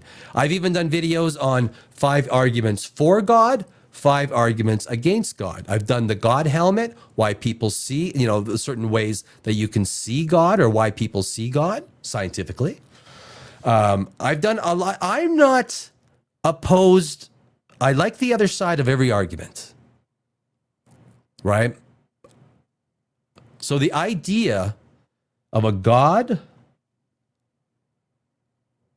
I don't buy into religion. And there's 2 trillion galaxies. Why would God make this little marble in this unremarkable part of a galaxy, or in an unremarkable solar system, in an unremarkable galaxy, in an unremarkable galaxy cluster, which this galaxy cluster, we might be in a black void. You guys know that, right? We might now be in a cosmic black void. I did a video. Google never, or YouTube never give me any credit for it, but more information came out again that we might be in a 1 billion light year cosmic black void, which is why the universe looks like it's expanding the way it is. You know what? I'm going to do that next week. I'm going to bring up my video that I did. I'm going to bring up any extra information, but we may be living. I know, geez. Time. I'm just going to delete that, but I'm not going to ban you. Ban you. Come on. A little decorum. Don't be a child. So I bring that up next week. I will bring it up next week. Yeah. So anyway, if God is so concerned about this one little planet, why did he create, and is it a he? It wouldn't have sexual parts, right? It wouldn't have a penis or a vagina. God doesn't procreate. Why would it create 2 trillion galaxies on top of everything else? Philosophically, the argument would make no sense whatsoever. You cannot bring such significance to absolute insignificance, and you're bringing absolute significance to it. I did a paper in university called the idea of insignificance, and not the first one. But my understanding is that we are an absolute insignificant. If the Earth and our entire solar system was wiped out tomorrow, nothing would change in the universe. Nothing.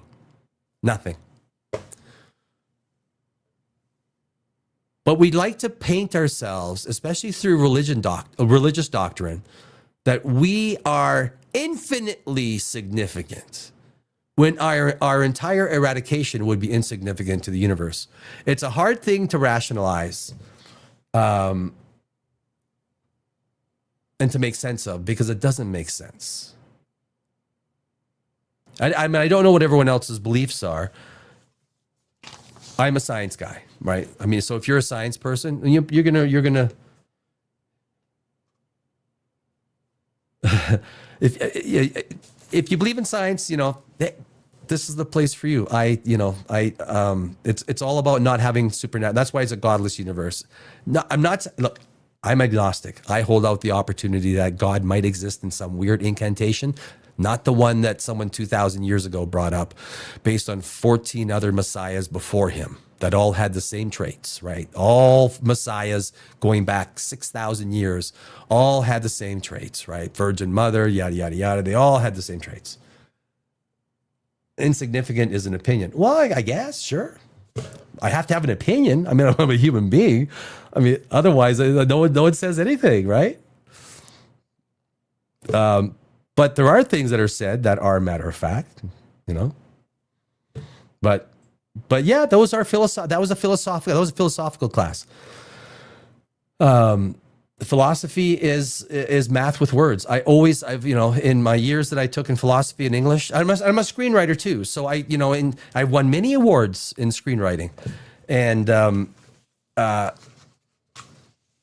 the creative writing aspect and the idea of philosophy is freaking awesome, and which is basically what we're engaging in, High Chief, right? The philosophical ideas that you have are not aligned with mine, which is fine. We can still be best friends, buy a beer and have chicken wings together, and laugh and smile at the fact that we disagree. It's that simple. I still wish the best for you, and you probably still wish the best for me. The fact that we disagree on one or two things. I mean, there's people that disagree with me on which NFL team should win. Kind of going for the Steelers because I would love I would love Aaron Rodgers to win a Super Bowl. I really would. I mean, I've never been a Steelers fan, but damn, that'd be kind of good, right? And there's a lot of people that disagree. I just feel like painting God at Scientific is solo, and no, it's not. I mean, God is probably one of the most unscientific things, isn't it? I'm not sure you can even argue that. It's literally something that is made up out of nothing. Hope. That, to me, God is made out of hope. You know, the fear of there's nothing when I pass, there's nothing afterwards. I mean, I didn't know, someone asked me, well, what's death like? Well, everything before 1967, the 13.8 billion years before, how did that feel? I don't remember. Like, I don't know. Well, think of the next 100 billion years as the same. Oh, well, that wasn't too bad. No. Now, if there's a heaven, dude, you don't think I want there to be a heaven? You don't think I want there to be a heaven? You don't need to try and convince you. Well, no one wants there to be a heaven more than me. I just won't hang out with some of those crazy evangelicals. Not my kind of peeps. Like, we don't like, holy jeez, you guys are different. I'll invite them to a barbecue in heaven. But I'm like, you think I don't want to believe in a spirit world without entropy? Without entropy? The very fact that there is a plane of existence without entropy? It's like, does not compute. Which robot was that? No, does not. Was that Star Trek? I think it does Star Trek, right? Does not compute. Exploring the possibility of a God isn't scientifically unsound. No, I agree with you. No, High Chief. Well said. Exploring the possibility of a God is not scientifically unsound. I would agree with you on that. 100%. As a matter of fact, I think that is a fascinating line of philosophers have tried that for centuries. But philosophy is not science. Philosophy is a way of trying to explain the universe in a creative, profound, sound kind of way, but it can never achieve the results of math. I just want to convince you, looking for God as scientific, you're weighed down by the mechanics of our reality. Well, I am, because let me put it to you this way. If there's ever one day in your life you wake up and you put your feet down on the floor and that floor does not exist, it's not there, it's just a bottomless pit. If it only happened once in your life, every single day that you would wake up from there on in, you would question the validity of the ground that you walk on. It only has to happen once. So therefore, reality is something that we take for granted that happens with regularity. Every time we wake up in the morning, we put our feet down on the floor, we never question it. Because reality tells us there are certain things that we can depend on 100% of the time. If we go 100 miles per hour and we hit a brick wall, why does no one do it except those that want to end their life? Because they know it only has one ending. Bad. Reality is, people know how they can, right? Reality. I just want to convince you, you're looking for God as scientific. Your way. I think I read that, right? Yeah. Let's find the math that leads to God. Well, there is no math that leads to. Oh, I'm blurry. There's no math that leads to God. Otherwise, God would have been proved a long time ago. There's mathematicians. I mean, I have one friend who did pure math. He had a PhD in pure math. I was like, dude, are you crazy? He went back and he took something else, computer science, I think, because he didn't want to do pure math after 8 years of university. Like, what the dude? Smart guy, smarter than I am. The way you become really smart is you associate, you hang around people that are smarter than you. You will not become smarter by hanging out, by being the smartest guy in the group. You want to hang out with smart people, because if you hang out with smart people, you will be, you become smarter. And that's, I think, but again, we have stuff to learn from everybody. Everyone is an expert in something. right? God, High Chief. God called you God. Hey, God, are you God? You're gonna look. If there's I just don't want to hang out with St. Peter for too long. I just want out of purgatory. Get me to the pearly gates fast, because I just want to get me some barbecue. Get me some barbecue. But I don't think, if there's an afterlife, I will. And I always say, you know what? If an all-benevolent God wants to send me to hell because I didn't believe in him, then probably that place is for me. Probably. All benevolent? Couldn't be, right? The definitions that are, and I don't want to get into that part. Like I never, that's like, those are different channels. We're science. Like we're Brian Cox, Carl Sagan, the legend spotlight today. Carl Sagan. If you guys want to go watch back, so again, every week I'm going to try and do one every day. So did we resolve that, High Chief? Are we good? At least maybe till next week? You're welcome back anytime, You're all welcome back anytime. Next week, I also want to do because I'm a screenwriter. I do movie reviews. Troll 2 is out. We good. All right, my friend. Love you. And all the best on this Christmas. Please stop by next week and we can maybe have more. Troll 2 is out. You see Troll 2 on Netflix? I put it on falling asleep, but I keep falling asleep. But the first one was fantastic. So I thought, I like doing movies it's kind of in that fantasy, sci-fi kind of a way. And it's a Nordic production company. They do a fantastic job. Troll 2. So I want to do it next week. I want to do a review of Troll 2 next week. Yeah, it's good. It's good. And I'm going to have some more Brian Cox next week. I did a little preview of the video. Next week, I think I'm going to do Einstein Legend Spotlight on top of 3 Atlas, Avi Loeb update. Oh, I got so much shit coming next week, my friends.